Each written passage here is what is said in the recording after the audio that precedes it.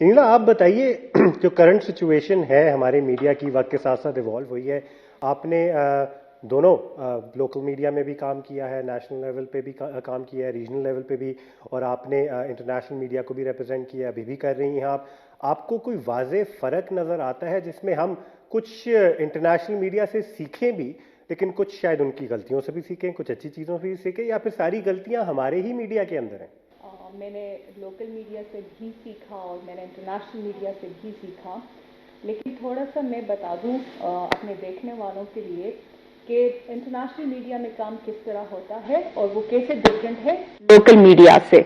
तो ये जो वाह वाह होती है इंटरनेशनल मीडिया की, उसकी वजह ये है कि हमारे लिए जो प्रायोरिटी होती है वो इस बेस पे होती है कि मैं अगर आपको एक क्रोनोलॉजिकल ऑर्डर में बता दूं तो हमारे लिए सबसे पहली चीज जो होती है वो एक खबर की एक्यूरेसी होती है।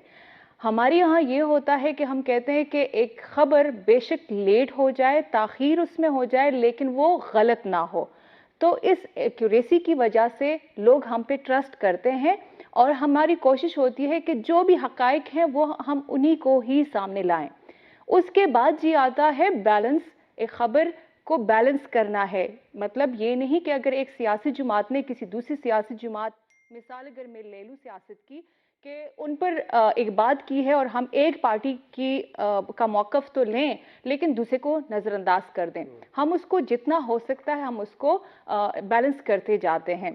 तो ये एक चीज़ आती है। उसके बाद हम देखते हैं कि इसमें रेलेवेंस कितना है, लोग इससे कितना रिलेट करते हैं, और उसके बाद फिर हम देखते हैं कि इंटरेस्ट लोगों का कितना है।